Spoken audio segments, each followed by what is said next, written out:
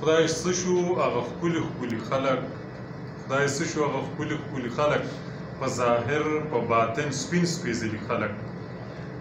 قدرمنو اورېدونکو کتونکو د پښتو ادبي سوسایټۍ اسلام آباد میاشتنۍ غونډه نن په 3 اکتوبر د ګل په ورځ مازدیګر کال 2022 رایټر هاوس اکیډمي اف لیټر اسلام آباد کې ترسره شوه.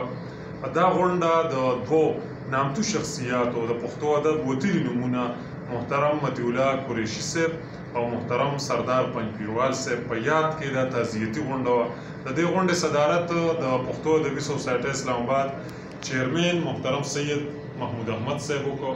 د دې غونډې دوه مشران میلمانه د پښتو او اردو ادب د شاعرۍ ډېر لوی نوم پروفیسر ظاهر شاه ظاهر صاحب او بل زمونږ مشر میلمه محمد آصف کاکړ صاحب چې د قامي خوراک سلامتیا وزارت کې کوارډینیټر په عهده باندې کار کوي. دوه زمونږ چې کوم دی نو هغه اعزازي میلمانه د کوټ ادبي جرګې روح روا د هغې صدر او د پښتو ادبي سوسایټۍ اسلام آباد پخوانی سیکرټري جنرال ډیپټي سیکرټري جنرال او ډېر مهم مشر رحیم خان مجروح صاحب او دویم زمونږ چې کوم اعزازي میلمه و د مطیع الله قریشي صاحب زوی رضوان مطیع الله و.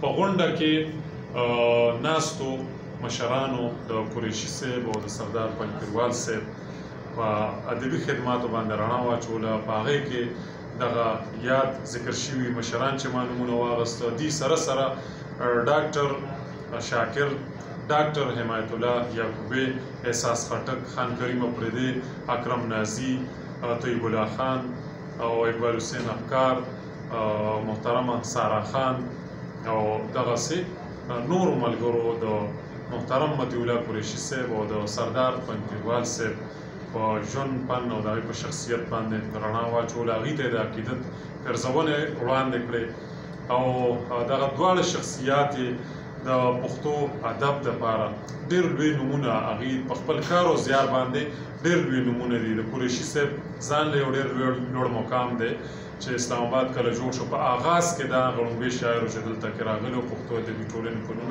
تنظیم جوړ کړی. سردار پنجپیروال صاحب په سوابق کې استاد شاعر و چې شاعران یې جوړ کړي، ډېر زیات شاعران یې لرل او د هغې نه علاوه د کام قلم په کال 1988 کې د هغې باني صدر او د هغې نه علاوه د هېواد ادبي جرګې د نورو تنظیمونو باني پاتې شوی. د چاربیتې د غزل د نظم په حوالې سره ډېر لوی نوم دا ټول ذکر وشو. پروفیسر ظاهر شاه صاحب د سردار پنجپیروال صاحب په حوالې سره ډېرې خوږې خاطرې شریکې کړې. د هغې ډېره زیاته مننه. مطیع الله قریشي صاحب په حوالې سره د ممرې شفق صاحب لیک چې کوم دی نو هغه وړاندې کړی شو. نورو مشرانو د هغې په شخصیت باندې رڼا واچوله. په آخر کې اجتماعي دعا وشوه دغه مرحومینو دپاره او د هغې نه علاوه د پخواني صوبایي وزیر سبحان لاله د رور الحاج زړور خان د بخانې دپاره او د نورو مرحومینو د بخانې دپاره دعا وکړې شوه.